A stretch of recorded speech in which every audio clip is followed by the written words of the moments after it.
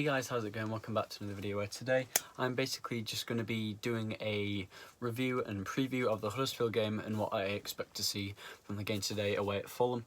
Now, in the last game, we obviously got the most boring game ever to watch, a 0-0 draw at home against Huddersfield, a game in which we were very, very average, and so at Huddersfield, the only real chances of the game that I can recall was the chance we had. I forgot who it was who shot. I think it was Odebayo, and drew a very good save from Jonas Lörsel in the Huddersfield net.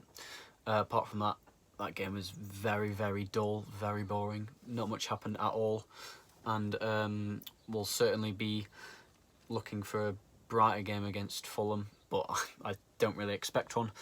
I think before going into this game, I'm going to say 2-1 Fulham. The lineups are out. Kind of happy with the lineup. Would have started potentially Wickham over De Cruz, but I'm not overly fussed about that. But yeah, I think again a lack of clinicality, is that a word? A lack of ruthlessness in front of net. Let's say that will again leave us a lot to be desired, and I don't think we'll be able to get anything out of the game.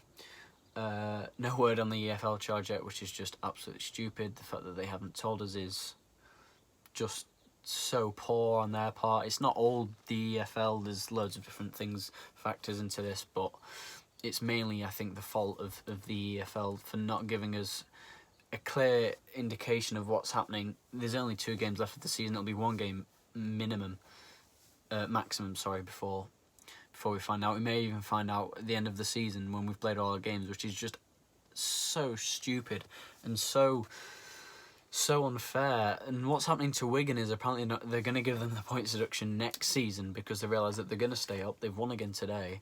They're going to stay up, and they're so... It's as if they just want clubs to fail, and it's so unfair and it's so corrupt. The FA are like it as well. What's happened with UEFA and Manchester City is, I don't know the details about that, but it sounds a little bit shady again with that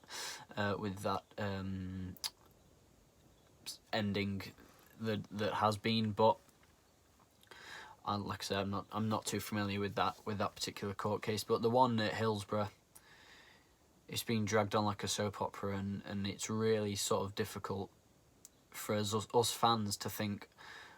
And even the players, imagine how the players and the manager feels. Imagine how they think, especially the lone players. Murphy's expressed his interest in wanting to stay. So has Windass. De Cruz might want to, and Wickham might want to. In their minds, they're definitely going to be thinking, oh, well, these might be in League One next season, and I'm not going to play at a League One club. Same with Murphy and Windass. They're not going to play at League One level. They're Championship level players. It's as simple as that. And the manager as well, Gary Monk's certainly not going to know what's happening. Gary Monk's he's not a bad manager. He's been decent everywhere he's been. It's just he hasn't quite impressed us at Hillsborough yet, but I think we need to give him time. Sacking managers evidently over the last 2 or 3 years just hasn't worked. Doesn't work. We just need someone that can rebuild us, and that's going to take 2 or 3 years probably before we're sort of pushing those playoff spots. But certainly, in my opinion, everything that's happening is just absolutely stupid, and it's going to be weighing on their minds in this Fulham game, as it has probably since the restart, and that's fair. I think, realistically, if you think about it logically, if you're working, if you've got a regular job and you have the threat of potentially getting demoted, which can happen, or maybe even sort of struck off, then that's going to be weighing in your mind the whole time you're there. You're not going to perform as well. Same with football. Those players aren't going to be performing as well. It's going to be in the back of their mind. Hold up. Winning here against Fulham, which we probably won't do, or beating Middlesbrough may not mean anything if we get a 12-point deduction, or they may just be worried. There's going to be a lot of factors going into this, and that's personally why I don't think we've been 100% recently. I think we've been better since the restart, but there's certainly been some games where you just think, wow, we are so far off it, and I reckon 20-30% of that is down to the situation that the club finds itself in, and it's just so, like I say, so unfair, and it needs resolving. And fans and players and the manager and potentially the chairman, but I'm pretty sure he knows what the deal is and what's happened. But everyone's just absolutely clueless, and it's just going to be interesting. I'll certainly make a video on it when we do eventually find out what's happening to the club.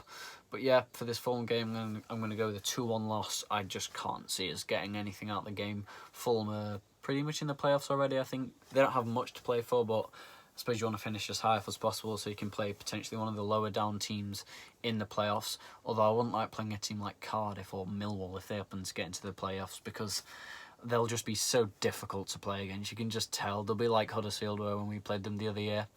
But yeah, I think that's gonna review this video. As you can see, this isn't a normal backdrop. I'm in my caravan for a few days. That's why this wasn't on my laptop and I wasn't sort of on Twitter and things like that. But yeah, normal videos will resume when I get back on Monday, as you're seeing this on Saturday. But yeah, thanks for watching, guys. If you did enjoy, then please make sure to like and subscribe for more future content. I'll see you later. Goodbye.